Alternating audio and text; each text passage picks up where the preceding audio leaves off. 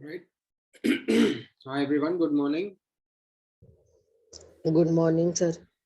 Good morning. Good morning. Sir. Okay. Last class में जो हम लोगों ने देखा था कल, उसमें किसी को कोई क्वेश्चन, कोई शंका, कोई डाउट? सर हाँ बोलो। सर लास्ट क्लास में सर हम लोग ने वो 3 रेडाइस पढ़े थे फॉर्मूला। सर वो तीनों सेम ही है, तो फिर सर हम लोग उसको अलग अलग क्यों लिख रहे हैं? सेम ही है।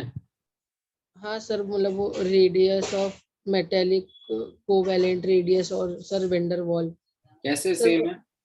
सर मतलब वो ऑलमोस्ट वही है ना, हाफ इनटू। अभी तुम सेम थे, ऑलमोस्ट वहीं पर आ गए। तुम पहले डिसाइड कर लो कि सेम है कि ऑलमोस्ट सेम है। सर फर्स्ट टू तो सेम ही है सर, वो half into distance between the nuclear है।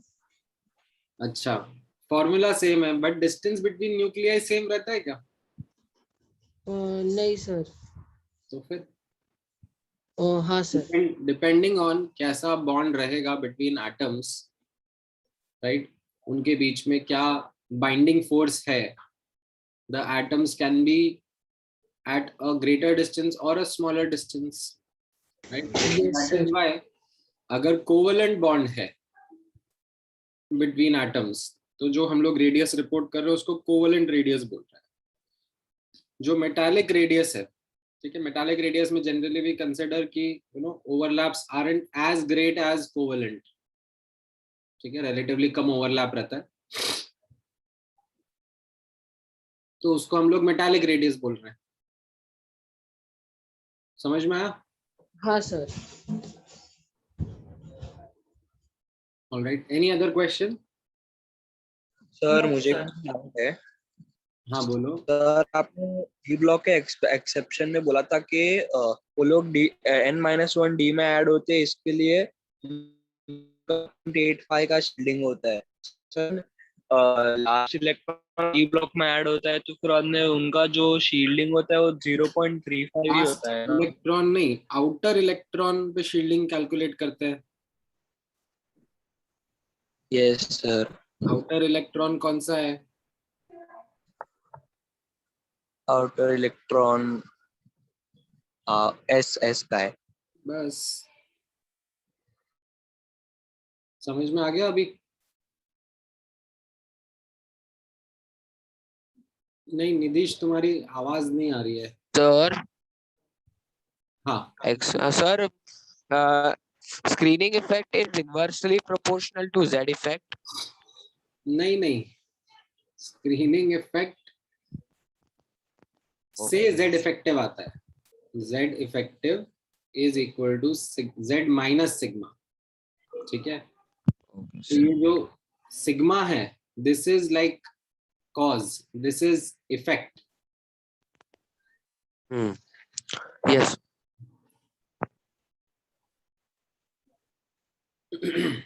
ऑल राइट, सो आप लोगों को, हाँ बोलो। तो एटॉमिक साइज के जो एक्सेप्शन है उनके साइज याद करने हैं क्या? नहीं, साइज बिल्कुल नहीं, वैल्यूज नहीं याद रखनी है। वैल्यूज जो मैं बताता हूँ वो जस्ट मैं आप लोगों को एक आइडिया देने के लिए बताता हूँ कि कितना लाइक चेंज हो रहा है, सिग्निफिकेंट हो रहा है, ग्रेजुअल हो रहा है, बस उसके लिए। You don't need to remember any values, ठीक है। और एक्सेप्शंस को आपको जैसे मैंने बताया चाहिए, तो पहले एक्सेप्शंस याद करना। जब भी हम लोग कोई भी प्रॉपर्टी पढ़ें तो प्रॉपर्टी के एक्सेप्शंस पहले ध्यान में आने चाहिए, फिर हम लोग उसके आगे का डिस्कशन कर सकते हैं, ठीक है। अच्छा, ये साइज ऑफ आयंस का एक्चुअली लास्ट क्लास के नोट्स में आ गया था आप लोगों के, इसको हम लोग आज सर ऊपर जाना थोड़ा, वो डाउट है सर। हाँ बोलो। सर ऊपर जाना थोड़ा। हाँ सर इधर सर नीचे। हाँ सर ये ब्लैक बॉक्स है ना, आपने सर नीचे लिखा थोड़ा। हाँ सर, ये नहीं समझा सर। कौन सर सा नीचे ब्लैक बॉक्स? सर आपने लिखा ना ये, हाँ ये इलेक्ट्रॉन गेट्स एडेड। सर नीचे NS&P आना चाहिए। नहीं ना, वही तो मैंने बताया था। डी ब्लॉक में जैसे तुम स्कैंडियम का, टाइटेनियम का, वेनेडियम का, इनका कॉन्फ़िगरेशन फिल कर रहे हो, तो कॉन्फ़िगरेशन यस कैसा हो रहा है? 4s2 3d1 4s2 3d2 4s2 3d3 किसमें जा रहा है इलेक्ट्रॉन, सर डी में। है ना? तो मेरा जो आउटर इलेक्ट्रॉन है वो तो ns में है, yes sir. But added electrons n-1 d में जा रहे हैं ना। यस सर, समझा सर सर मेरे को वो दो कर्व्स नहीं समझे जो जा रहे पास हो रहे हैं कौन से कर्व?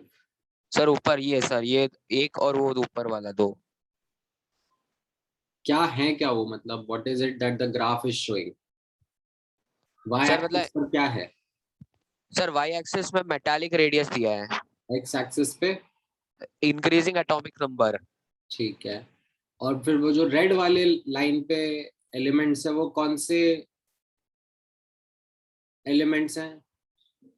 सर सर वो 5D सीरीज के बिलोंग करते हैं सर। और Right.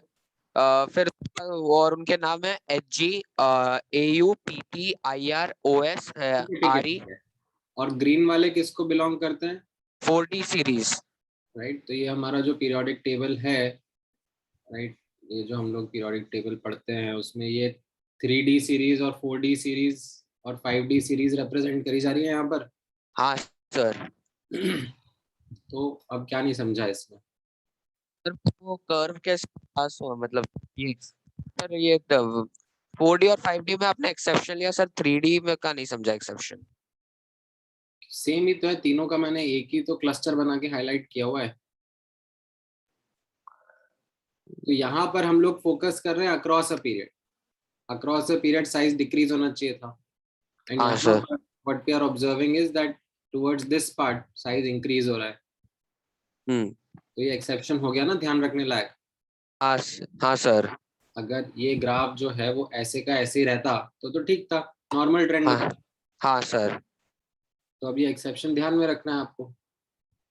हाँ सर। सर हाँ हाँ बोलो। Na स्टेबल ज्यादा है कि Na+? ये कैसा क्वेश्चन है?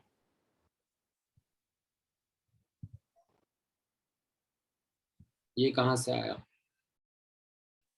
सर वो थोड़ा कंफ्यूज हो गया, मतलब Na ज्यादा स्टेबल क्योंकि वो लास्ट में एक इलेक्ट्रॉन देख के प्लस हो जाता है ना, मतलब 2,8 का कॉन्फ़िगरेशन। क्या? Sorry sir.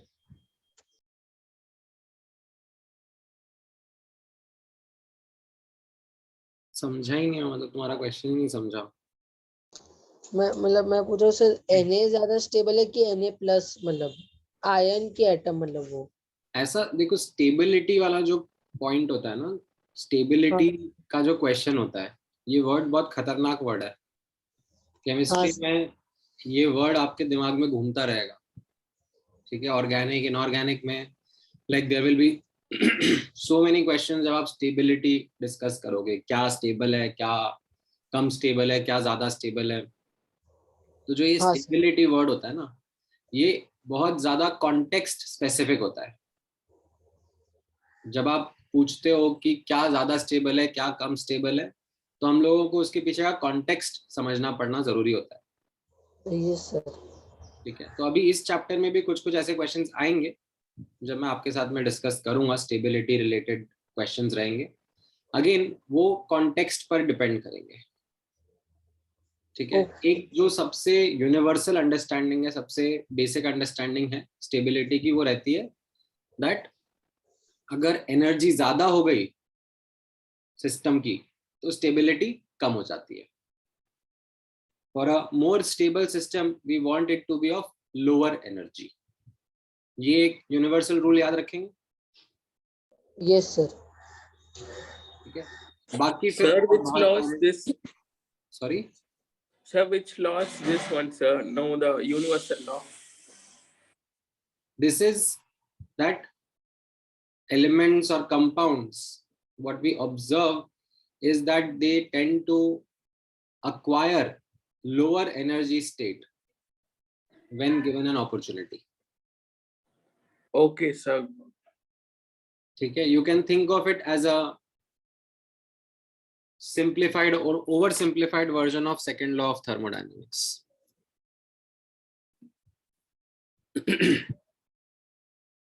All right. So continuing our discussion about the size only, छोटा सा पार्ट उसमें बचा है related to size of ions. So I think ये fairly obvious examples आपके सामने लिखे हुए हैं. कोई भी अगर एक एटम होगा वर्सेस उसका जो कटायन है, कटायन का साइज डेफिनेटली कम होगा. Sir, how they are measuring, sir? Because cation के अंदर से हम लोग इलेक्ट्रॉन रिमूव कर चुके होंगे, right? Yes, sir. So if you simply want to look it from the perspective of Z effective is equal to Z minus sigma, right? तो Z तो same है whether you take Na plus or Na, but sigma का value क्या हो जाएगा? For cation sigma decreases, no? क्योंकि number of electrons ही कम हो गए. अगर नंबर ऑफ इलेक्ट्रॉन्स कम हो गए तो Z इफेक्टिव बढ़ जा रहा है. Z इफेक्टिव बढ़ जा रहा है तो हमारा एटम का साइज या आयन का साइज कम हो जाएगा. Very simple, straightforward. In fact यहाँ पे I have given you some examples जहां पर अल्कली मेटल्स में if you are noticing removing an electron causes a significant drop in size. Can you explain me why?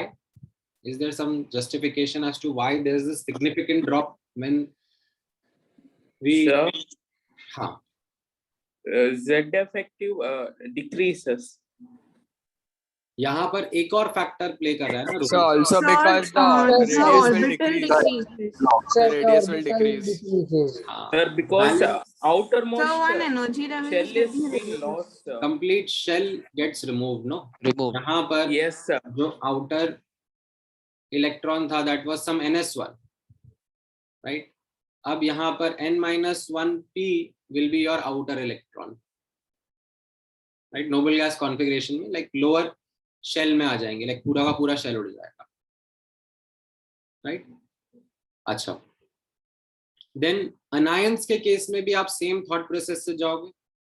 अगर मैं किसी अनायन का size उसके एटम से कंपेयर करूंगा तो अनायंस का size is relatively more than that of atoms, and it was expected, fairly obvious expectation है.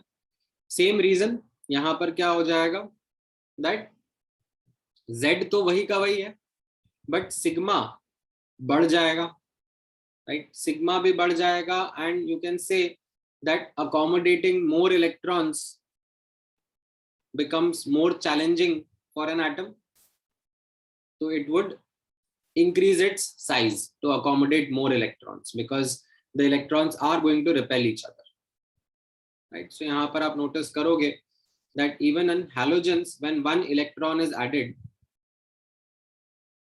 मतलब you can see the size is almost doubling up, if not exactly doubling up but almost doubling up when an electron gets added. There's a significant jump that happens in size. Sir Notice कर पा रहे हो? इसमें से sir एक doubt है. हाँ.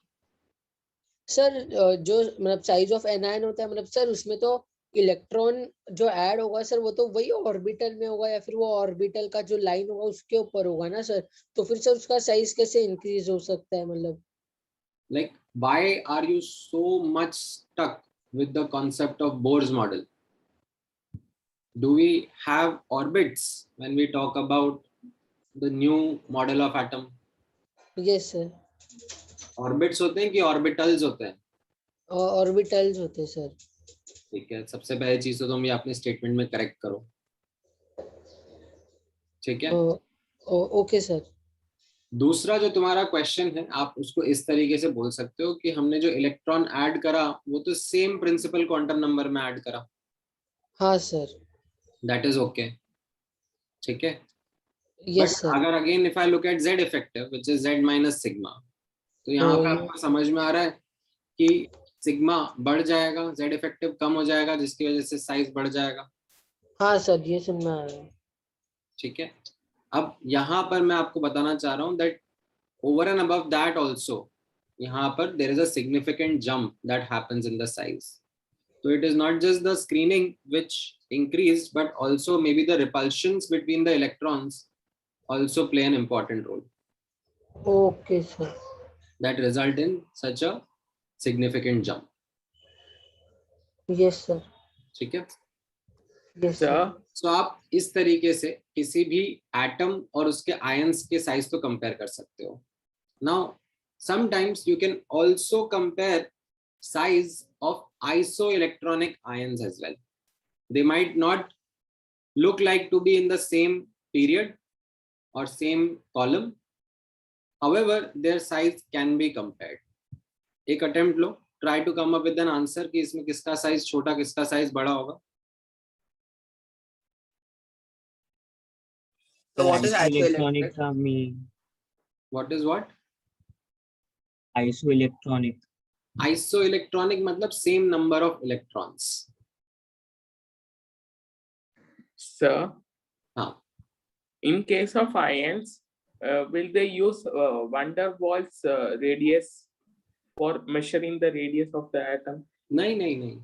This is something which is again based upon studying the ionic compounds only.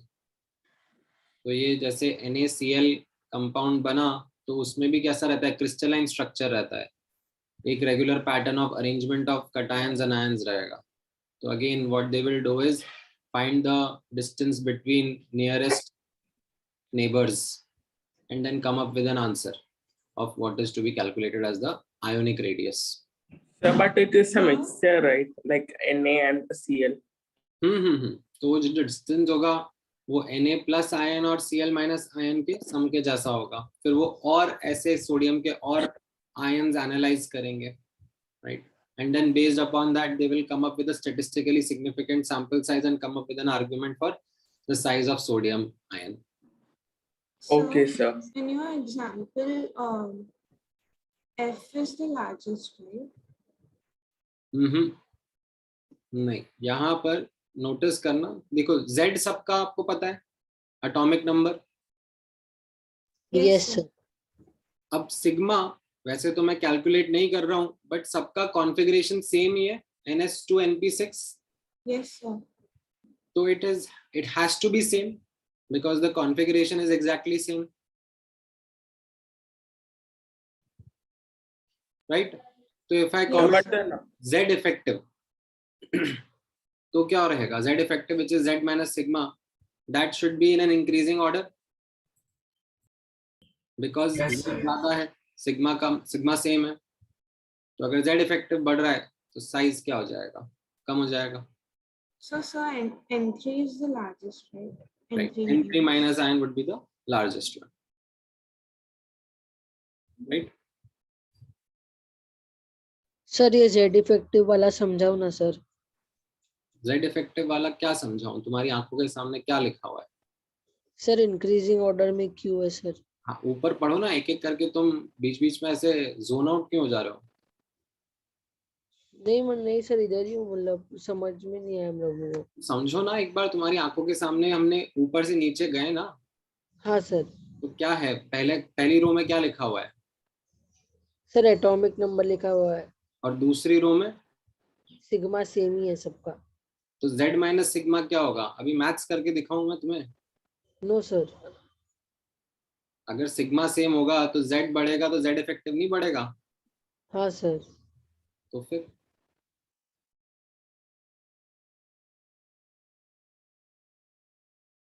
so this is a comparison which might sound like a little bit weird in the first place जब आप पहली बार देखोगे, but again you must recognize that these are isoelectronic species. ठीक है, ये आप ही को identify करना होगा. तो जैसे समटाइम्स क्वेश्चन को जिस तरीके आ जाएगा, कंपेयर साइज ऑफ से K plus and S2 minus ion, इस तरीके से आपके सामने आ जाएगा. अब आप बोलोगे कि सर ये तो बहुत ही लाइक अजीब सा हो गया. Like if we notice the periodic table, right, तो पीरियोडिक टेबल में सल्फर तो कहीं यहाँ पर होता है और पोटेशियम कहीं यहाँ पर होता है, ना तो ये सेम पीरियड में है ना तो सेम ग्रुप में है, तो हम लोग कैसे कंपेयर कर रहे हैं, राइट? तो ये आप ही को रिकॉग्नाइज करना पड़ता है that these are isoelectronic ions, both have the same configuration. क्या रहेगा आंसर साइज का, किसका बड़ा होगा? sir, sulfur 2 minus. Sir sulphur 2-। Correct. So हम लोग क्या करेंगे, वापस से सेम थॉट प्रोसेस पे जाएंगे ना, Z देखेंगे, इसका 19 इसका 16 है कि नहीं? Yes sir. सिग्मा दोनों का सेम है, तो Z इफेक्टिव किसका बड़ा होगा? K प्लस का, तो साइज उसका छोटा होगा। समझ में आया? Yes sir. ठीक है। Yes sir. है आप लोगों को सब आइडेंटिफाई करने की आइसो इलेक्ट्रॉनिक का केस होगा। हाँ, Can this be done for an element in an ion? can For this example, if it's like Na and Mg plus, so can we do that, or is that not possible? Na और Mg plus isoelectronic कहाँ हुआ है? अच्छा अच्छा अच्छा, right, you are saying Na and Mg, but उस case में Z भी अलग अलग होगा ना। So, but won't the configuration be the same? Z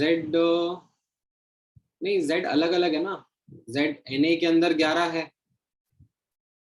right, and Mg plus आपने बोला इसके अंदर 12 है और सिग्मा सेम है। हाँ नहीं ठीक है, आप लोग बोल सकते हो, yes you can Okay, sir. Thank you. Do that.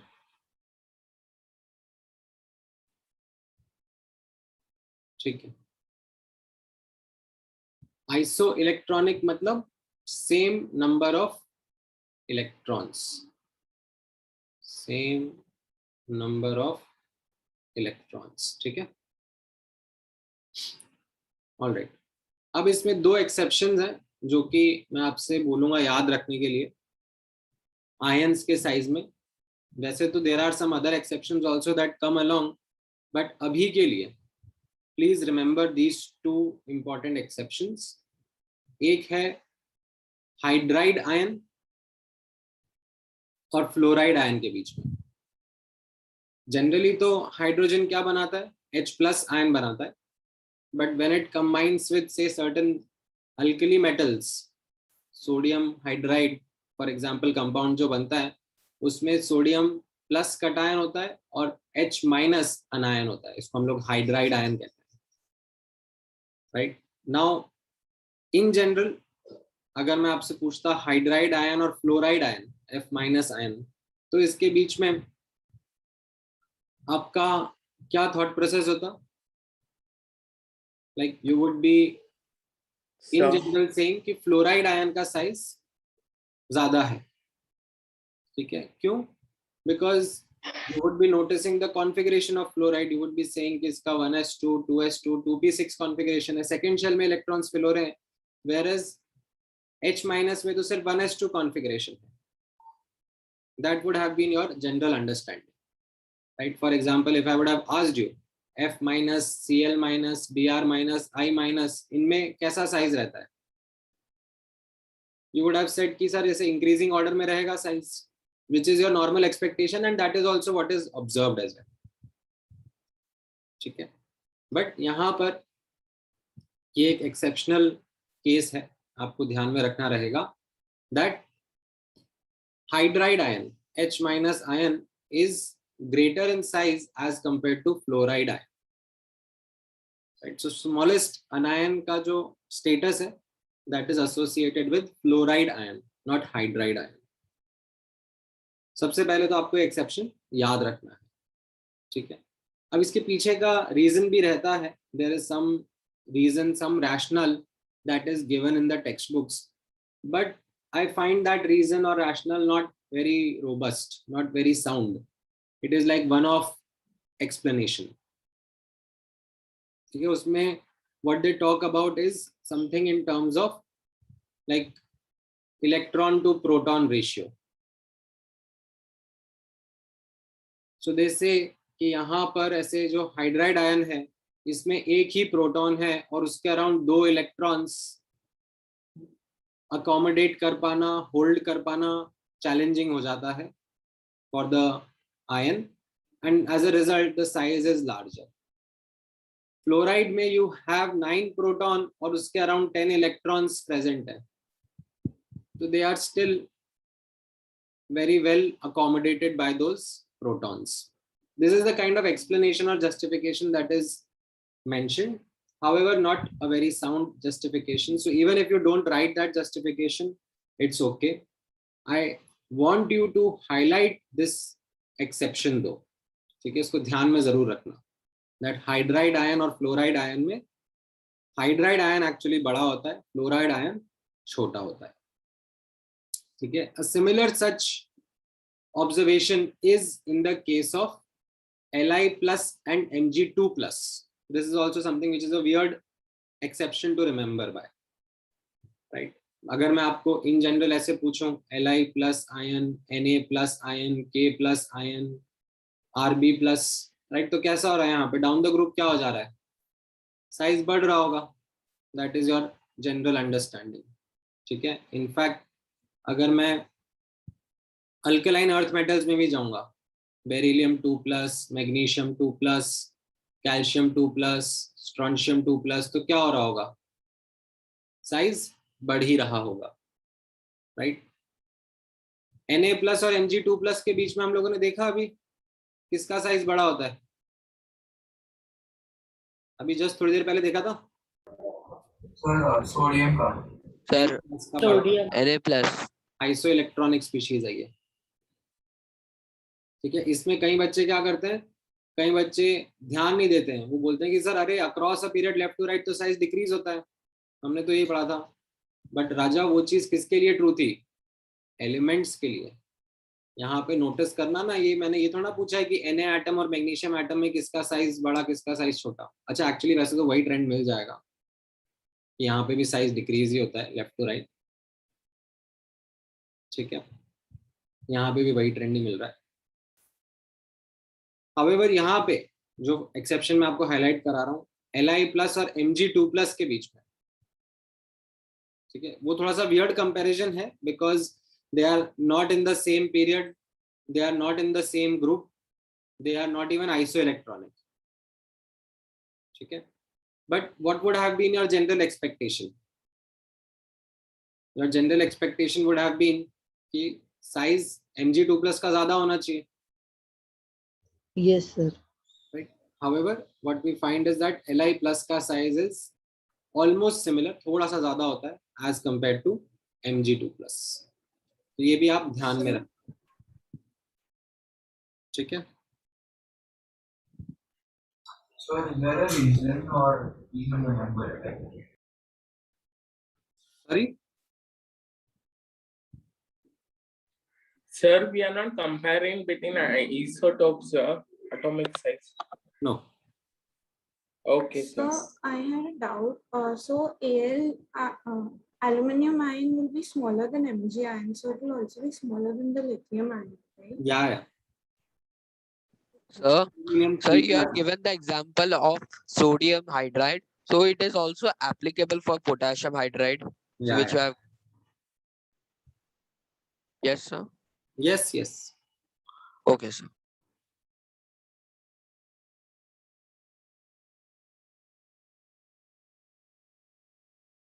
Sir, if we are Yes, मैंने measuring, ऐसे अलग से एक्सेप्शन हाईलाइट किया है. ठीक है. So why does this exception occur? Again, the reasoning is not that sound. It is again based upon that same that same electron to proton ratio. यहाँ पर कैसा है? Like it is saying that 2 he electron है और 3 proton जो हैं उनको अच्छे से टाइटली बाउंड करके रखेंगे, as compared to in magnesium 2+, जहां पर you will have 10 electron and 12 protons. So those justifications or those reasons aren't really sound enough. They are just like ऐसे वन ऑफ यहाँ पे दे दिया हम लोग, बाकी जगह तो उनको यूज करते नहीं है. तो I also find them a little uncomfortable to use. But that's okay. We just need to remember that okay, there are these 2 important exceptions that we ought to remember. ठीक है. sir, So we aren't comparing ions. If we are just comparing lithium with magnesium, then lithium is, even in that case, lithium is the radius of lithium is greater, right? नहीं नहीं, atom का आप कह रहे हो? हाँ sir. नहीं, simple atom में तो लिथियम और मैग्नीशियम में मैग्नीशियम के एटम का साइज ज्यादा बड़ा होता है. There is no abnormality there. Okay sir. Sir, then the opposite should be done, no sir. What is what? Sir, then it is correct, no sir. Li plus should be greater than Mg2 plus, no sir. How? According to- normal sense में तो नहीं होना चाहिए ना. Normal sense में तो Mg का size ज्यादा है एज कंपेयर टू Li का साइज. दोनों में से आप इलेक्ट्रॉन्स रिमूव कर रहे हो. Sir, but if, in ionic, we actually go reverse the way, no sir. Atomic radius. What reverse the way? Sir, But in that ionic, is within the same period. Over here, the periods are also different, and there is a shell being added in Mg. okay. Sir, and also if we are measuring the atomic radius of H plus, it is like measuring the the size of the proton, right? So हाँ, H plus would be the smallest cation. Sir, and also measuring the atomic radius is equal to the size of the proton, right? हाँ. Okay, sir. H plus is only proton only. Sir, this reasoning we have to learn from NCERT. There is no reasoning that you have to learn. Just remember this exception. Okay, sir. ठीक है. Now, next property अब हम focus करते हैं. That is called as ionization energy. Now, सबसे पहले जब भी हम लोग कोई प्रॉपर्टी पढ़ते हैं तो हम उसका डेफिनेशन देखते हैं. राइट. सो यहाँ पर डेफिनेशन क्या रहेगा आयोनाइजेशन एनर्जी का, वो ध्यान से नोटिस करना. एंड ऑल्सो नोटिस करना, this is something that we are doing for a multi electron species. इसके पहले आप लोगों ने आयोनाइजेशन एनर्जी का डेफिनेशन देखा था, पढ़ा था. किसके लिए देखा था, पढ़ा था आप लोगों? सिंगल इलेक्ट्रॉन स्पीशीज के लिए. ठीक है. That the energy required to take the electron from n equal to 1 to n equal to infinity. क्योंकि उसमें सिंगल इलेक्ट्रॉन स्पीशीज का डिस्कशन हो रहा था. यहाँ पर the definition changes a bit because we are talking about multi electron atoms and each and every word is important. तो यहाँ पर if you look at the definition तो कैसा लिखा है? Minimum energy required to remove outer most electron from an isolated gaseous atom is called its ionization energy, or delta HIE. We call this as ionization enthalpy. ठीक है. अभी आपके लिए ये एक नया वर्ड रहेगा, enthalpy. Although ये enthalpy जो टर्म है इसको हम लोग इस H सिंबल से डिनोट करते हैं एंड हम लोग थर्मोडायनेमिक्स में डिस्क्राइब करेंगे what it means, what the actual definition is. हमारे लिए अभी interchangeably use होगा with energy. We will interchangeably use the word enthalpy with energy in our current chapter. There is a thermodynamic difference though. We will talk about it later. In this definition, जैसे मैंने आपको बताया, एक एक word important है. Minimum energy required to remove the outermost electron, right, and that too from an isolated atom. That is what is called as a ionization energy. एक भी इनमें से word missing हुआ, right, then that will not be the correct interpretation, right. तो यहाँ पर अगर मुझे जैसे इसको represent भी करना है in an equation का form, तो यहाँ पे आप notice करना ये representation कैसा दिख रहा है? M gaseous giving M plus gaseous plus electron will be the representation for ionization energy. ठीक है. अगर मैं कुछ इस तरीके से लिख दूं, M solid से M plus electron, will this be the definition of ionization energy? No, sir. No, sir. गड़बड़ हो जाएगा. क्यों? क्योंकि ये सॉलिड फेज में नहीं लेने का है अपने को atom. atom has to be isolated gaseous phase में, ठीक है. So each and every word is very important. Now with this, एक छोटा सा यहाँ पर मैंने राइट हैंड साइड में नोट की तरह लिखा हुआ है that delta HIE जो हम लोग आयोनाइजेशन एंथैल्पी बोल रहे हैं एंड आयोनाइजेशन एनर्जी IE, इनके बीच में एक टेक्निकल डिफरेंस रहता है थर्मोडायनेमिक्स के पर्सपेक्टिव से. तो ये मैंने एक अलग से नोट करके ऐसे साइड में लिखा दिया है. This is only used when described in question, otherwise आपके लिए this does not hold any meaning. आपके लिए आयोनाइजेशन एनर्जी, आयोनाइजेशन एंथैल्पी दोनों इंटरचेंजेबली यूज होते रहे. अगर किसी क्वेश्चन में अलग से स्पेसिफाई कर दिया कि you know this is what the actual thermodynamic difference is between delta HIE and ionization energy, तो आप यूज करोगे, ठीक है. यहाँ पर 5/2 into RT, R stands for what? Gas constant. जो आपने आइडियल गैस इक्वेशन पढ़ा था ना, PV is equal to nRT वाला R, that is this R. Rydberg's constant. नहीं Rydberg कांस्टेंट, ये गैस कांस्टेंट. PV is वो equal to 0.0081 वाला 0.00 There is the 882. था भी नहीं. पहली बात तो 8.314 था SI यूनिट्स में, joule per mole kelvin. So, but the energy is required in different forms for 0.0821 was in the units of ATM liter. Sir at T के क्या है वो नीचे? ठीक है. T stands for temperature, T Kelvin.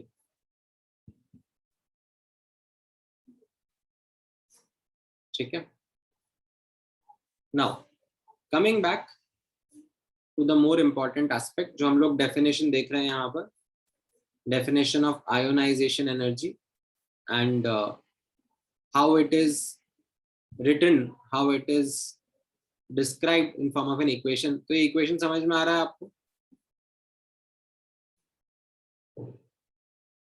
ऐसे M gas giving M plus gas plus electron, ठीक है. इसमें एक nomenclature रहता है, वो nomenclature भी follow करना. तो अगर मैं पहला इलेक्ट्रॉन रिमूव कर रहा हूं तो उसको हम लोग क्या बोलते हैं? IE1, ionisation energy 1, IE1 first ionisation energy of M. अगर अब हम उसमें से नेक्स्ट इलेक्ट्रॉन रिमूव कर रहे हैं, लाइक M प्लस में से एक और इलेक्ट्रॉन रिमूव कर रहे हैं, तो हम लोग इसको अब क्या बोलेंगे? This will be called as IE2 or second ionization energy of M,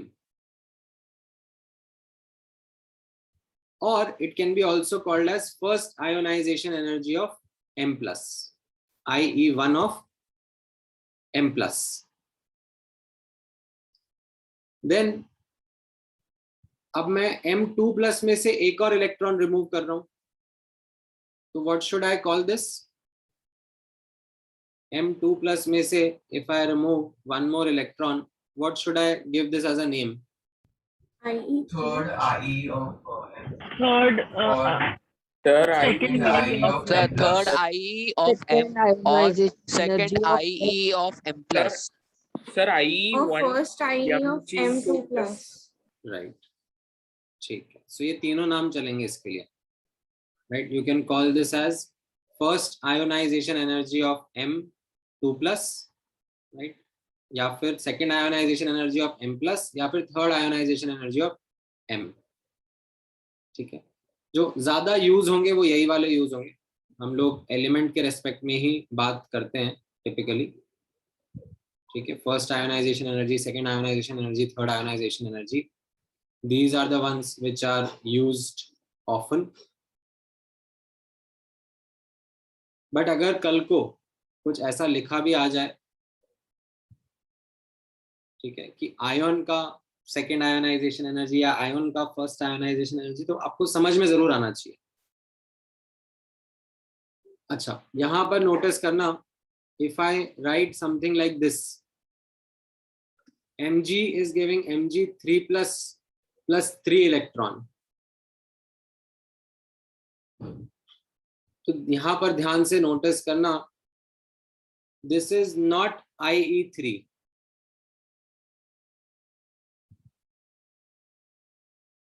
कि 3 इलेक्ट्रॉन रिमूव कर देना मतलब IE3 हो गया। In fact this is what, it is I1 plus I2 plus I3 of M। समझ में आया? तो सर डज दैट मीन कि M से M प्लस होना या फिर M से सीधा M2 प्लस होना is are different things, like M2 M plus two M2 plus या सीधा M से M2 plus?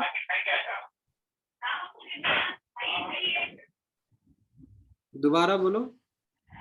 Sir I mean कि अगर M से M प्लस हो रहा है फिर M2 प्लस हो रहा है या फिर सीधा M से M2 प्लस हो रहा है, like is there a difference? मतलब इलेक्ट्रॉन रिमूव होता जा रहा है, हाँ, या फिर सीधा हो रहा है, मतलब तो मेरे को मतलब जानना है कि सेम चीज है कि अलग है। हाँ हाँ, so what is happening over here is, यहाँ पे आप नोटिस करना, if I add these 3 equations, right, then I am getting this equation only.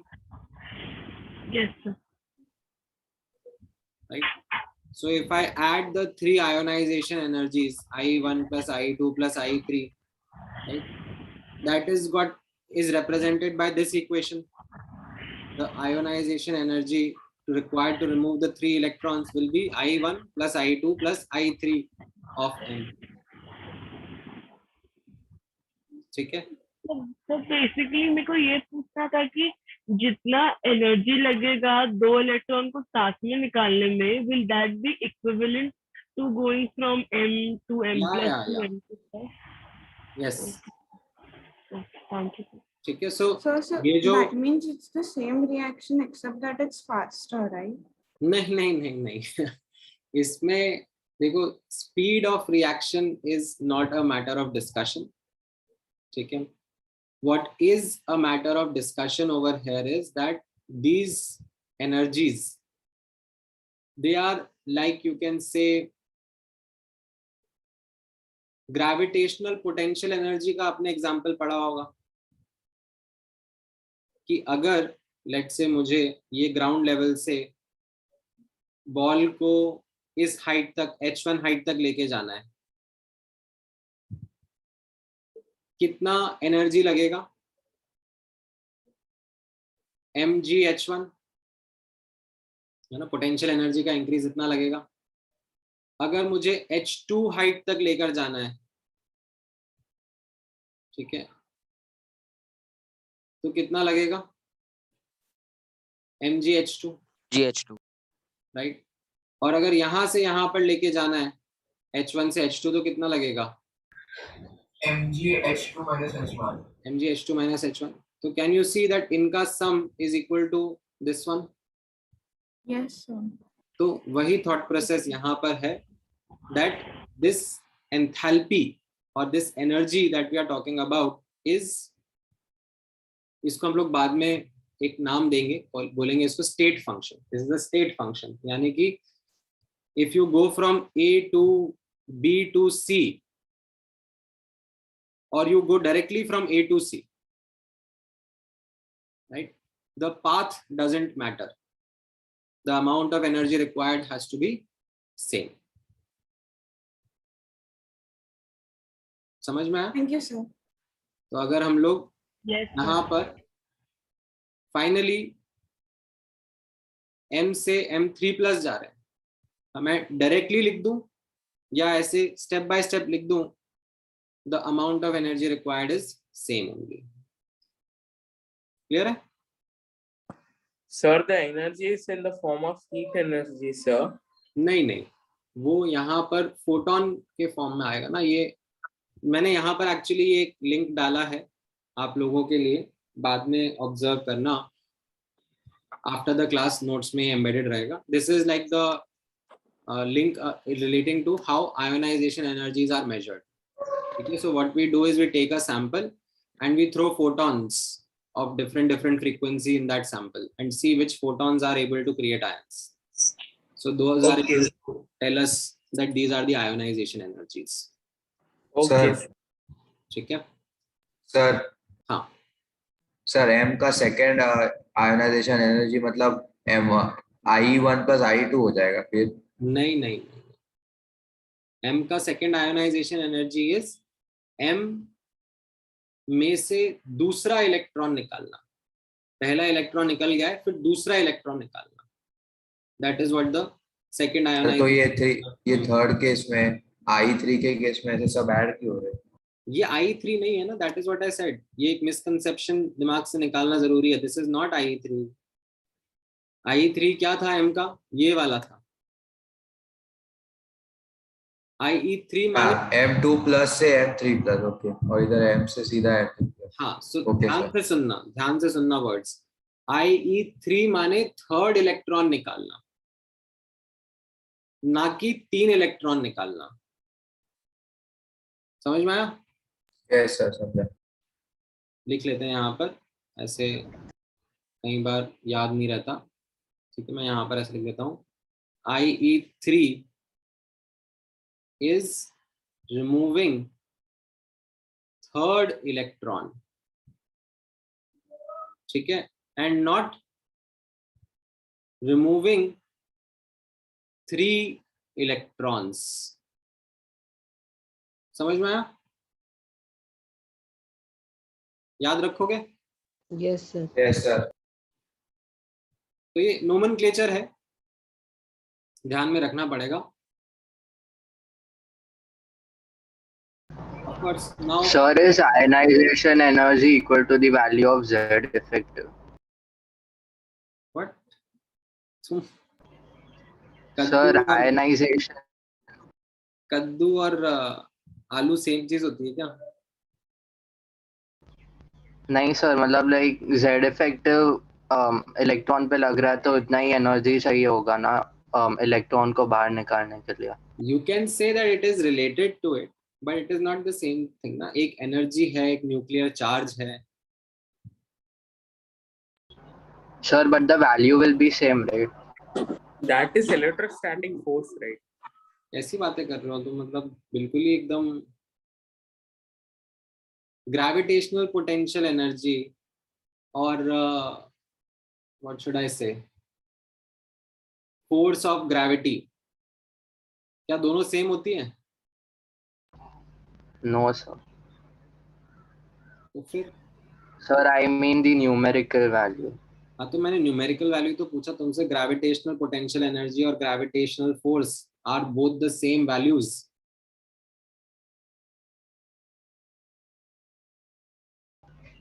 No, sir.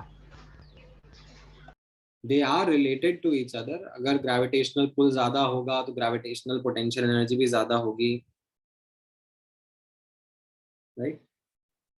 But it is not the exact thing. Both are different physical quantities. एक force है और एक energy है, right? तो यहाँ पर जो Z इफेक्टिव है वो क्या है? न्यूक्लियर चार्ज है.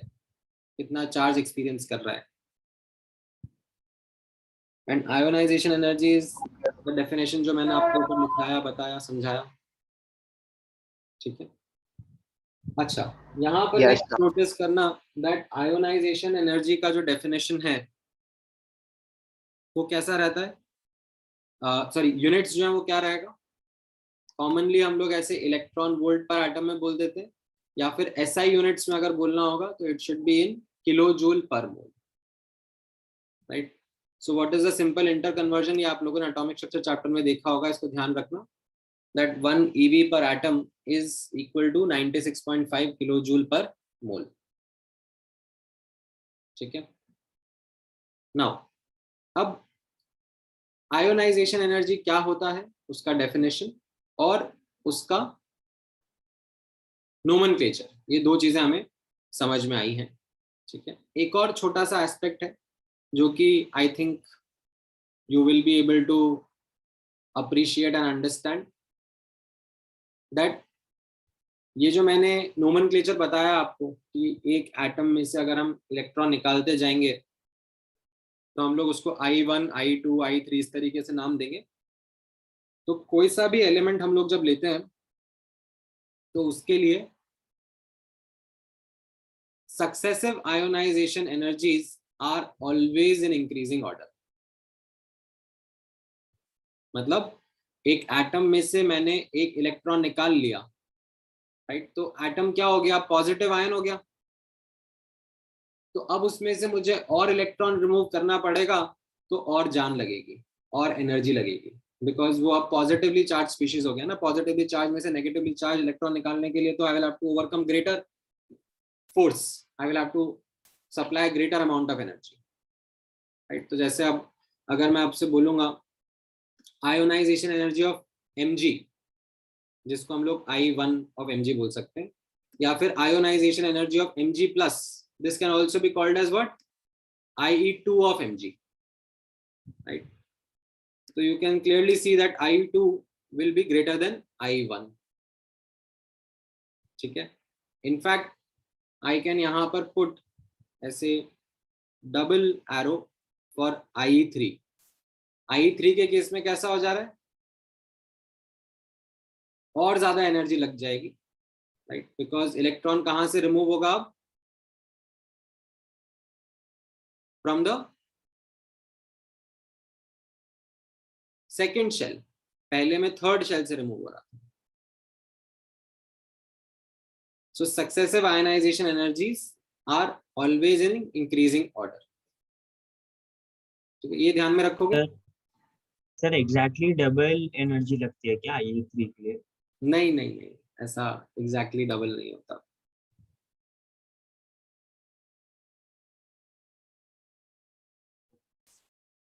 Now, having understood this, हाँ बोलो बोलो। The ionization energy means it is negative or positive, sir? Energy supply कर रहे हैं ना यहाँ पर। हाँ सर, मतलब वो इलेक्ट्रॉन निकालने के लिए। हाँ, तो ये डेल्टा H का साइन यहाँ पर क्या होगा, ऐसा sign of delta H IE is always, ठीक है, delta H IE of an atom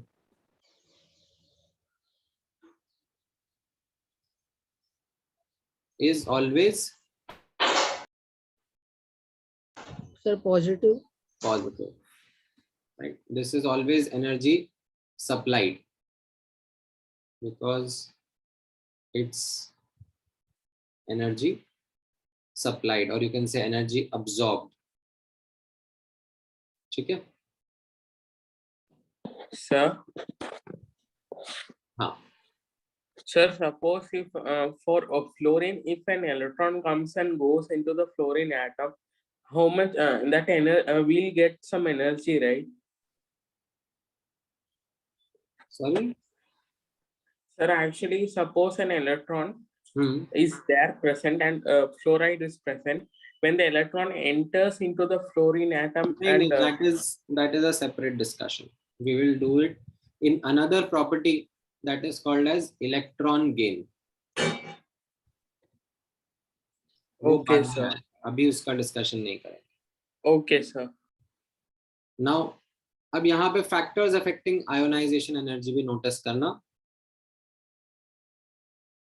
So we have understood what is ionization energy, and we have also understood what is the nomenclature, simple nomenclature associated with ionization energy. Now, if you look at the important factors, so there are actually 4 factors that we will be looking at, जिसमें से 2 factors are primary factors and 2 other factors are secondary factors. तो जो primary factors हैं उनमें notice करना, सबसे पहला रहेगा साइज बोल लो या फिर आप प्रिंसिपल क्वांटम नंबर बोल लो ऑफ द बैलेंस इलेक्ट्रॉन। अगर वो कम रहेगा, that means the electron is closer to the nucleus, then ionisation energy ज्यादा होगा, उसके ऊपर अट्रैक्टिव पुल जो है इलेक्ट्रॉन्स के ऊपर न्यूक्लियस का वो ज्यादा रहेगा, इलेक्ट्रॉन को रिमूव करने में ज्यादा एनर्जी लगेगी, right. Second factor would be Z effective. Z effective will be another important factor. अगर इफेक्टिव न्यूक्लियर चार्ज ज्यादा होगा ऑन द आउटर इलेक्ट्रॉन, तो वापस से उस इलेक्ट्रॉन को रिमूव करने के लिए ज्यादा एनर्जी लगेगी, आयोनाइजेशन एनर्जी बढ़ जाएगी, राइट। ये दो इंपॉर्टेंट प्राइमरी फैक्टर्स समझ में आया आप लोगों को? Yes sir. Yes, sir. अच्छा, based on these two factors, can you tell me what should be the general trend that we should observe in the table, like left to right? Ionization energy का क्या होगा in a period? Increase. Increases. Left to right में size बढ़ जाता, size कम हो जाता है, हाँ, तो आयोनाइजेशन एनर्जी बढ़ जाएगा। As well as we can say Z effective भी बढ़ जाता है, आयोनाइजेशन एनर्जी बढ़ जाएगा, ठीक है। Then down the group sir decrease right, down the group again कैसा रहेगा डाउन द ग्रुप? साइज बढ़ेगा, लाइक एन का वैल्यू बढ़ जाएगा, तो जेड इफेक्टिव ये हमारा कैसा ऑलमोस्ट कांस्टेंट ही रहता है। तो कंबाइंड इफेक्ट अगर हम लोग नोटिस करें तो आयोनाइजेशन एनर्जी डिक्रीज होना चाहिए, ठीक है। This is something which is going to happen down the group. Sir why like this means? Yeah. Now अब ये एक जनरल ट्रेंड के बारे में मैंने बात करी based upon these two factors. अब नोटिस करना, इन दो फैक्टर्स के अलावा there are two other factors also which play an important role. वो दो फैक्टर्स क्या क्या हैं एक एक करके नोटिस करेंगे, एंड उनको मैं एग्जाम्पल के साथ में बताऊंगा तो ज्यादा अच्छे से समझ में आएगा, ठीक है। तो अभी पहले एक बार मैं फैक्टर बता देता हूँ कि फैक्टर क्या है, एक बार सुन लेना, बट समझ में अच्छे से आएगा विद एन एग्जाम्पल ओनली। तो पहला सेकेंडरी फैक्टर नोटिस करना इज रिलेटेड टू कॉन्फ़िगरेशन। अगर किसी एटम में यू हैव हाफ फिल्ड और फुल्ली फिल्ड कॉन्फ़िगरेशन, कोई एग्जाम्पल बताओ मुझे Sir, copper. Sir, fluorine and neon. Chromium. Chromium. नहीं, so look Sir, eight fluorine and neon. Copper, sir. Look at the example जहां पर हम लोग जो इलेक्ट्रॉन रिमूव करते हैं, वो इलेक्ट्रॉन जो रिमूव हो रहा है वो पार्ट ऑफ हाफ फिल्ड या फुल फिल्ड कॉन्फ़िगरेशन है। मैग्नीशियम। Noble gases. जैसे आप लोगों ने मुझे क्रोमियम का एग्जांपल दिया, ठीक है, तो क्रोमियम का example is a wrong example, क्योंकि क्रोमियम का कॉन्फ़िगरेशन कैसा है? 4s1 3d5। इसमें हाफ फिल्ड कॉन्फ़िगरेशन है, बट मेरा इलेक्ट्रॉन तो ये वाला रिमूव होता है ना। Yes sir. So I am not asking about this example. I am asking about an example in which the electron to be removed is part of half filled or fully filled configuration. Noble Sir, gases. sodium and neon. Sodium. Sodium का आपने कैसा बोला? 1s2 2s2 2p6 and 3s1 ऐसा बोला आपने? Yes, sir. So are you thinking that this is half filled? No, sir. If we remove it, we get fulfilled electronic configuration, sir. अरे राजा, अभी I am asking about that electron which I am removing, that is part of half filled or full filled configuration. Sir, palladium. Okay, sir. ठीक है, so जैसे I will give you the simple example. Nitrogen का example समझ में आता है?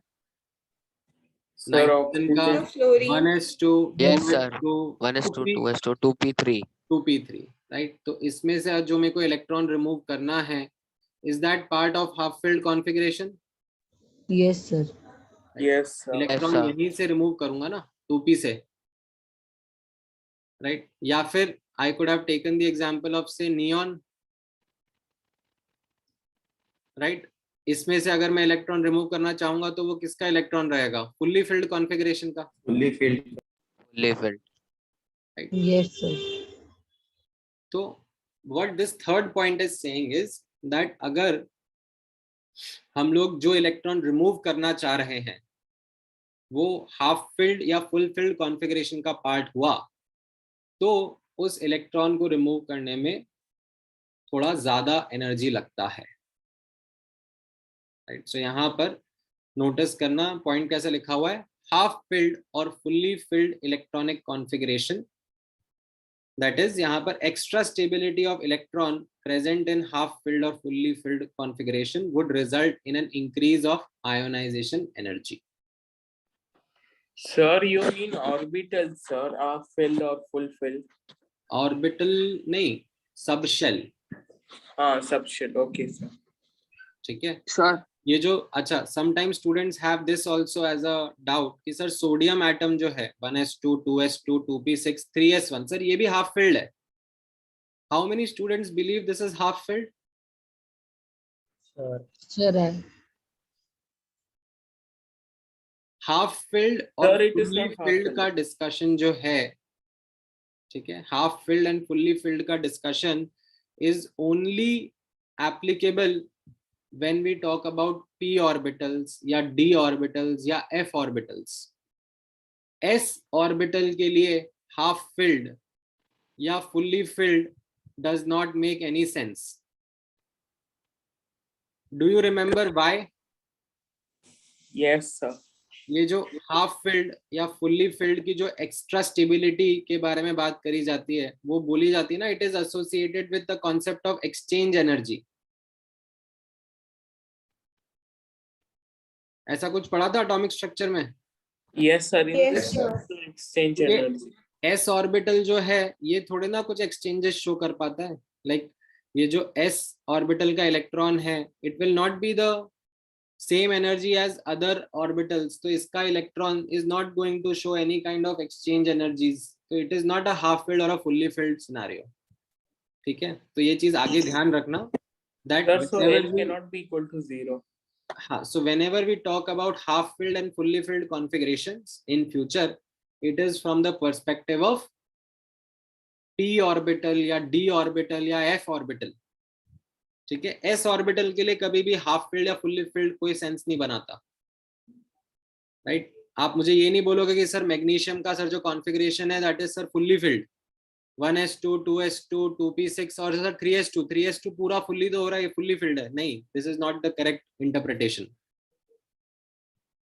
Are you clear with that? Yes sir. ठीक है, सो ये एक फैक्टर रहेगा। ऑफ कोर्स अभी मैं एग्जांपल्स और लूंगा आपके साथ में to show this factor and its impact. Then there is a fourth factor that is called as penetration power. इसका डेफिनेशन हम लोगों ने देखा हुआ है, it is the time spent by the electron closer to the nucleus, it is representative of that. And ये हम लोगों ने आई थिंक लास्ट क्लास में भी एस्टैब्लिश करा था दैट s ऑर्बिटल्स का within a shell s orbitals का penetration power is greater than p is greater than d is greater than f, right? So logically if I ask you removing electron from in the same shell, removing electron from s versus removing electron from p, कौन सा ज्यादा difficult होगा? S ज्यादा difficult होगा क्योंकि S के electron की penetration power ज्यादा है, it is spending more time closer to the nucleus, it is more attracted by the nucleus as compare to the P का इलेक्ट्रॉन, राइट। सो यहाँ पर वही चीज हाईलाइट करी गई है that within the same shell, ठीक है, शेल टू शेल तो अंतर है ही सही, मतलब जैसे अगर मैं बोलूंगा 2s का इलेक्ट्रॉन रिमूव करना है या 3s का इलेक्ट्रॉन रिमूव करना है तो डेफिनेटली किसका इलेक्ट्रॉन रिमूव करना ज्यादा आसान होगा? 3 जो दूर है, जो ज्यादा हायर शेल में, उसका रिमूव करना ज्यादा आसान है। बट यहाँ पर मैं बोल रहा हूँ कि सेम शेल के अंदर 3s 3p के अंदर किसका इलेक्ट्रॉन रिमूव करना ज्यादा आसान होगा? Sir, 3p का, ठीक है, because p will have but in lesser, some cases of 3p it won't be easier, right? yeah we'll talk about it। अभी पहले ये फैक्टर समझ में आया? Yes, sir. Sir, but sir, this because of these factors only, the cesium is the most reactive element, sir. Yeah. Okay, sir. Now, अब यहाँ पे आप नोटिस करना, एक छोटा सा नोट है जो कि आपको कंपैरिजंस करते हुए याद रखना रहेगा कि ये जो थर्ड और फोर्थ फैक्टर मैंने बताया है, जिनको मैं सेकेंडरी फैक्टर्स बोल रहा हूँ, ठीक है, these are going to play a role while comparisons between adjacent elements. Now, what do I mean by that? That these third and fourth factor play a role between adjacent elements. Sir, comparison of nitrogen between oxygen, like that. Right. So यहाँ पर let's look at that through an example. So मोटा trend तो मैंने आपको ऊपर बता दिया था, जो हमने फर्स्ट और second factor, like this trend is based upon primary factors जो हमने ऊपर डिस्कस करे, that across a period ionization energy बढ़ता है, down the group ionization energy कम होता है, right? And as a consequence, helium has the highest ionization energy and cesium has the lowest. ठीक है, फ्रैंक्शियम रेडियो एक्टिव है, हम उसका डिस्कशन नहीं करते. However, अगर हम लोग डीपर ट्रेंड्स देखें, थोड़ा इन डेप्थ एनालिसिस करें, तो वो कैसा दिखेगा? So let's look at this example of comparing IE1, first ionization energy, between the second period elements. क्या क्या है second period elements? Lithium, beryllium, boron. Lithium, beryllium, boron, carbon, nitrogen, oxygen, fluorine, neon, right?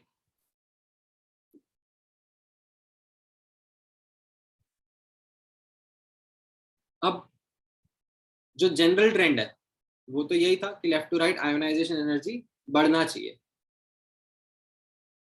है ना? This is what the general trend should have been. However, there are some fluctuations in this trend that we come across, and those are explained by the secondary factors.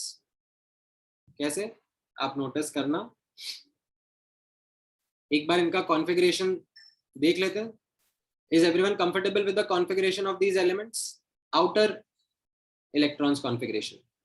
Lithium का 2s1 है, beryllium 2s2, boron 2s2 2p1 and so on so forth. Yes sir. अब notice करना, जो actual trend मिलता है, ठीक है, expected तो जैसे मैंने आपको बताया left to right ionisation energy increase करना चाहिए था, बट जो एक्चुअल ट्रेंड मिलता है उसमें we find a certain fluctuation. कहाँ पे देखने को मिल रहा है? बेरिलियम और बोरॉन के बीच में we find beryllium का ionization energy to be in fact greater than boron. Similarly, between nitrogen and oxygen, we find nitrogen का to be greater than oxygen. Yes sir. Now, notice करना इसका explanation. ठीक है, दोनों का एक एक करके मैं explanation समझाता हूँ. पहले right hand side वाले का explanation देख लेते हैं. In case of nitrogen and oxygen, the change in trend happened because, can you notice the nitrogen ka configuration? Sir, half filled. It's a half filled configuration, right? Because of that half filled configuration, what we find is that electron remove karna from nitrogen was relatively difficult as compared to oxygen. That's why nitrogen ka ionization energy was greater than oxygen. Now, if you look at the overall trend, do you see nitrogen ka greater than fluorine? Yes sir. No sir. Nitrogen का fluorine से ज्यादा नहीं है, right? तो यहां पर ये जो हाफ फिल्ड कॉन्फ़िगरेशन है उसने एक रोल प्ले करा, बट कितना रोल प्ले करा? कि उसके एडजेसेंट एलिमेंट से आयोनाइजेशन एनर्जी ज्यादा हो गया। ऐसा नहीं है कि इतना ज्यादा हो गया कि नाइट्रोजन का फ्लोरीन से भी ज्यादा हो जाए या नियॉन से भी ज्यादा हो जाए, इतना नहीं हुआ। नाइट्रोजन की आयोनाइजेशन एनर्जी में जंप आया, बट इतना ही आया that it is greater then that of oxygen. ठीक है, that is what this statement was, जो मैंने यहाँ पर आपके सामने ऊपर लिखा था, that the third and fourth factor that we are going to discuss, the secondary factors, they are going to play a role while comparing between adjacent elements. ऐसा नहीं है कि उनका लॉन्ग लास्टिंग इम्पैक्ट होता है कि एकदम जबरदस्त इम्पैक्ट आ गया और एकदम जंप हो गया आयनाइजेशन एनर्जी में, नहीं, ऐसा नहीं है। जस्ट एडजेसेंट एलिमेंट्स के बीच में these factors seem to play a role. तो ऐसे अब आप नोटिस करोगे between beryllium and boron, beryllium and boron में do you know what is the factor that is playing Yes a role? sir. Sir, one is in S and other is in P. Sir, तो S में ज्यादा लगेगा निकालने को। So यहाँ पर आप नोटिस करोगे बेरिलियम में मुझे इलेक्ट्रॉन 2s से निकालना था और बोरॉन में मुझे इलेक्ट्रॉन 2p से निकालना था, right? Now as we understood from the penetration power वाला reason, that removing electron from 2s will be relatively difficult as compared from 2p. That is why beryllium का ionization energy is relatively greater than that of boron. But is it something beryllium का carbon से भी ज्यादा दिख रहा है क्या? No sir. No sir. ऐसा तो नहीं दिख रहा है, राइट? बेरिलियम का कार्बन से तो कम ही है, राइट? तो ये जो फैक्टर था पेनिट्रेशन पावर वाला, that did play a role, but only between again adjacent elements.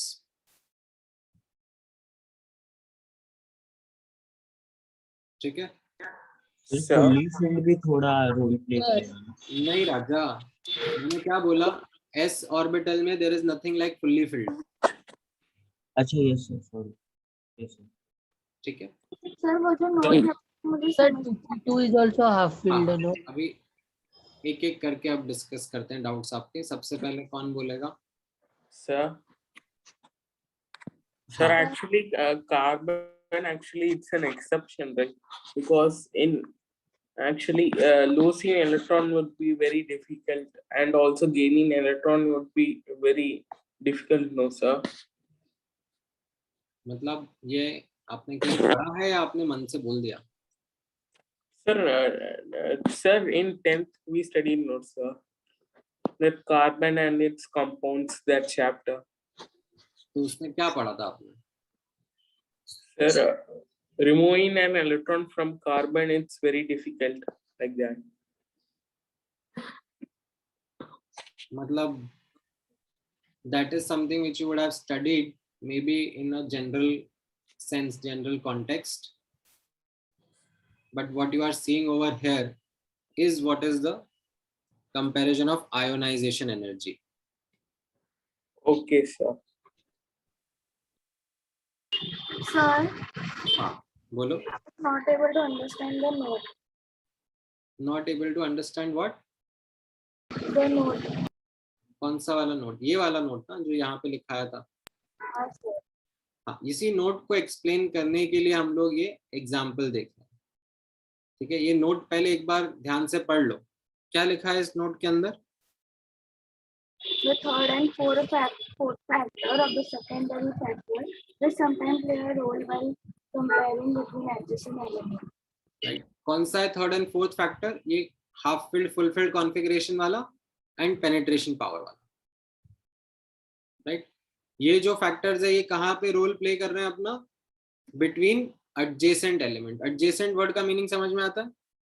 हाँ sir.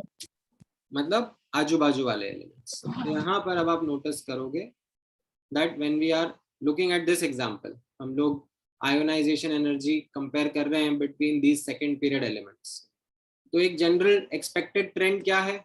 Left to right ionisation energy बढ़ेगा, बट हमें यहाँ पर क्या ऑब्जर्व हो रहा है?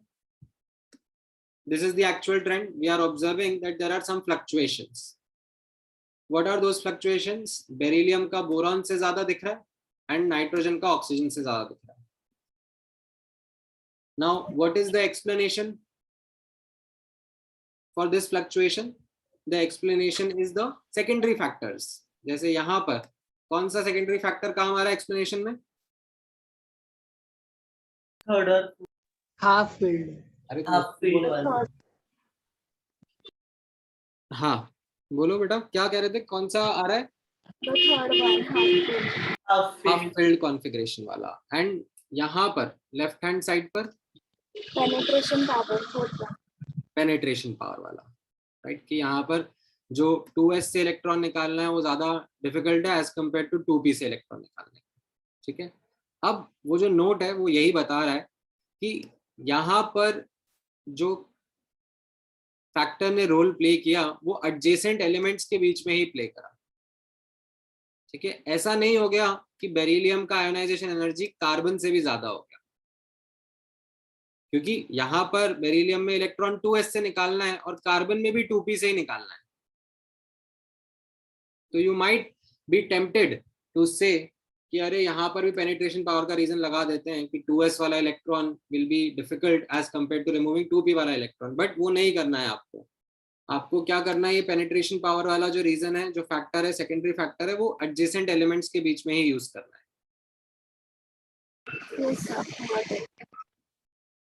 ठीक है, सिमिलरली ये हाफ फील्ड कॉन्फ़िगरेशन वाला भी जो रीजन है वो एडजेसेंट एलिमेंट्स के बीच में ही हुआ, दैट नाइट्रोजन का आयोनाइजेशन एनर्जी ऑक्सीजन से ज्यादा है, बट ऐसा नहीं है कि नाइट्रोजन का फ्लोरीन से ज्यादा हो गया। ठीक है, जो ओवरऑल ट्रेंड है वो कुछ इस तरीके से रहेगा। सर हाँ, 2p2 2p5 are also called half filled. Sorry दोबारा बोलो। Sir 2p2 2p5 are also called half filled orbital. नहीं नहीं नहीं, हाफ फील्ड फुल फील्ड जो है वो सब शेल के कॉन्टेक्स्ट में बोला जाता है। ओके सर, मीन सर वो जो p ऑर्बिटल है मतलब उसमें 3 इलेक्ट्रॉन्स होंगे तो उसको हाफ फील्ड बोलते हैं। हाँ ओके सर। So, हाँ हाँ बोलो। Can this jump ever be more than one element? वही तो मैं बता रहा हूँ ना, दैट यहाँ पर एडजेसेंट में ही ऑब्जर्व हो रहा है, एडजेसेंट एलिमेंट्स के कंपैरिजन में। ठीक है Sir, हाँ sir, is this the same trend for the elements below beryllium and boron, like magnesium and aluminium? हाँ हाँ, so this is something which is also observed. ठीक है, यहाँ पे मैंने जैसे स्टेटमेंट लिखा हुआ है, such similar trend is also observed in the third period as well as fourth period also.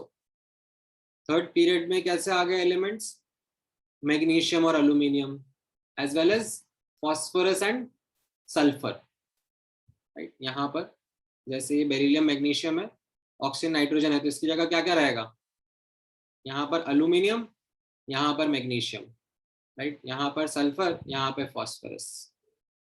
Fourth period में भी मिलता है। फोर्थ पीरियड में कौन से एलिमेंट्स आ जाते हैं, यू विल हैव यहाँ पर गैलियम और ये पोटेशियम। यहाँ पर क्या आ जाएंगे,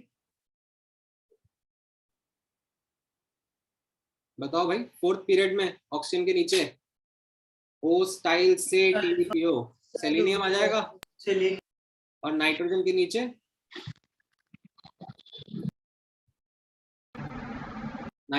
नीचे फास्फोरस, राइट। तो वहां पर भी ये ऑब्जर्वेशन मिलेगी। ठीक है, हाँ, उसके नीचे अगर हम और जाएंगे, लेट्स से फिफ्थ पीरियड में, सिक्स्थ पीरियड में चले जाते हैं, तो we don't find this to be playing a dominant role. ठीक है, मे बी उतना नीचे ये जो फैक्टर्स हैं, सेकेंडरी फैक्टर्स हैं, ये डोमिनेटिंग रोल नहीं प्ले कर पाते हैं, तो we see a normal trend only. वहां पर जो प्राइमरी फैक्टर्स थे उन्हीं से हमारा ओवरऑल ट्रेंड आ जाता है। ठीक है, बट आपको ये ध्यान रखना रहेगा, मैं एक्सेप्शंस में भी इस चीज को हाईलाइट कराऊंगा, that third period and fourth period में भी ऐसा फ्लक्चुएशन ऑब्जर्व होता है। In fact it is not just third period and fourth period only. अगर मैं IE2 सेकेंड आयोनाइजेशन एनर्जी भी आपसे कंपेयर कर रहा हूं of the second period elements, second ionisation energy मतलब क्या हो गया? That I am removing the second electron. ठीक है, so let's say if I ask you to compare ionization energy of these ions, which is basically second ionization energy of these elements, तो मुझे बताओ क्या ट्रेंड रहने वाला है? एक गेस वर्क करो इनके कॉन्फ़िगरेशन के बेसिस पर. Let me know what should be the trend, although I have also given you some hint.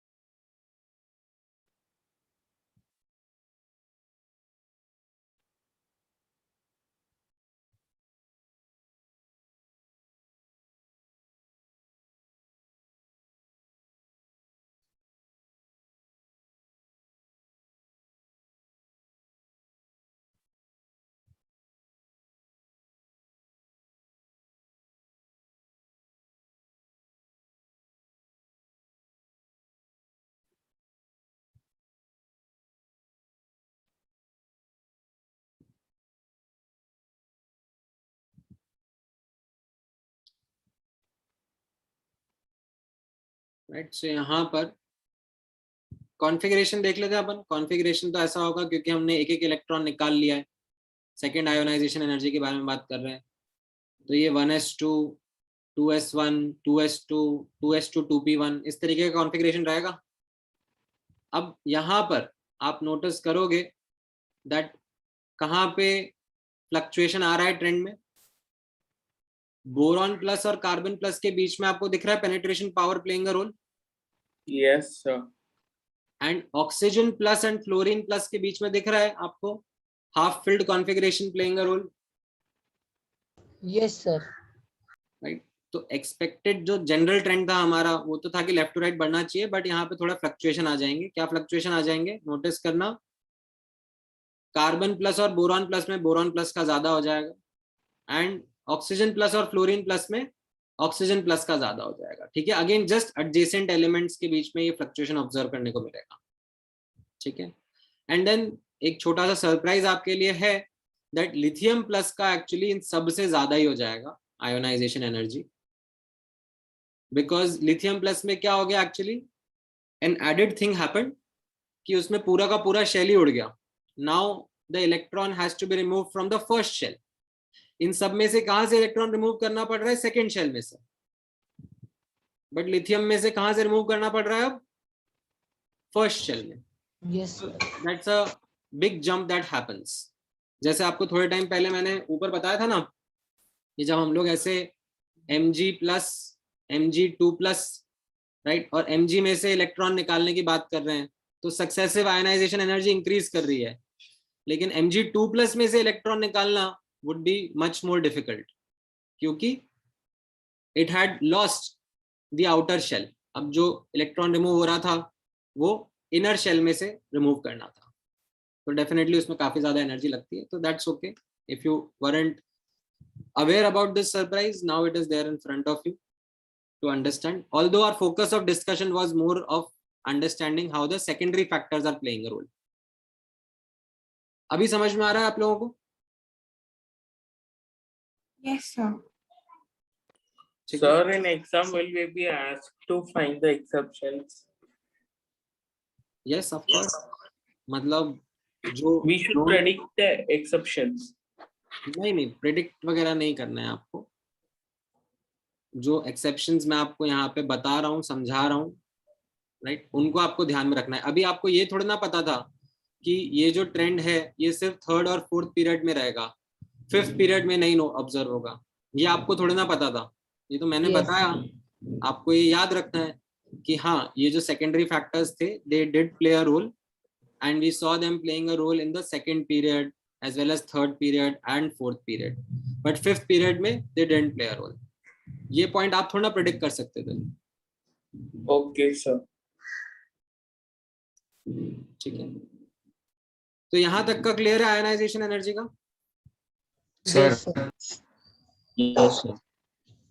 Sir ये ट्रेंड है ना, वो ऐसा ऑर्डर में लिखो ना और साइन उल्टा कर दो ना, पहले किया था मतलब ऊपर वाले एग्जाम, मतलब बेरिलियम बोरॉन फिर कार्बन ऐसे ही लिख दो ना, और फिर साइन से अपोजिट कर दो, उल्टा कर दो. मतलब ये ओवरऑल ट्रेंड है ना, ये ज्यादा क्लियर पिक्चर दे रहा है ना तुम्हें? Yes sir. ओवरऑल ट्रेंड क्या है?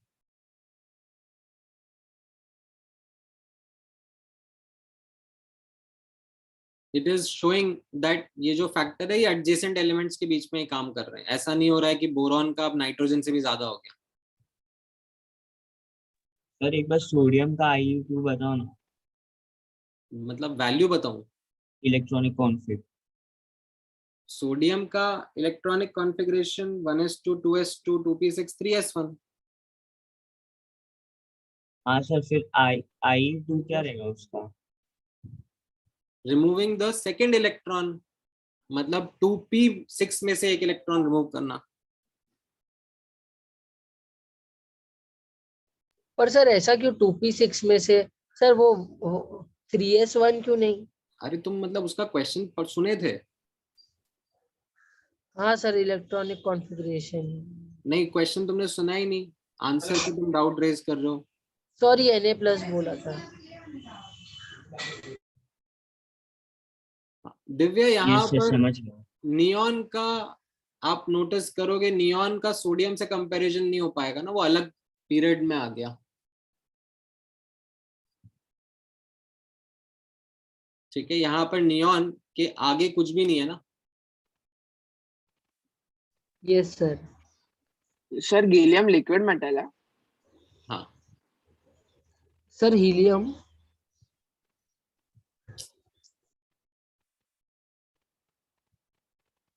Alright, any other question? Sir hydrogen का सर Z इफेक्टिव क्या होगा sir?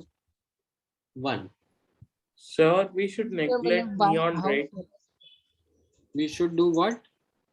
Sir, should we neglect neon that noble gases? नहीं, नियॉन का भी ionisation energy because of fully filled configuration ज्यादा होगा, but I don't have anything to the right of it to compare and tell ना. Okay, sir. तो but sir like ज्यादा था और ज्यादा है भी सही. Okay, sir. ठीक है. सर हाइड्रोजन में तो सर एक ही इलेक्ट्रॉन होता है ना, तो सर वो तो एक टेस्ट इलेक्ट्रॉन हो जाएगा, तो फिर सर सिग्मा इलेक्ट्रॉन 0 हो गया ना राजा. हाँ सर. अरे हाँ सर गॉट इट सर. ठीक है, ऑलराइट. सो आज के लिए इतना डिस्कशन काफी है आयोनाइजेशन एनर्जी पर बेस्ड. अब मैं आपको बुकलेट के कुछ क्वेश्चंस दूंगा, make sure that you try them immediately, and then next class में we will complete the ionisation energy property as well. ठीक है सर PDF. हाँ, आई विल सेंड इट. चलो, thank you guys, take care. Thank you sir.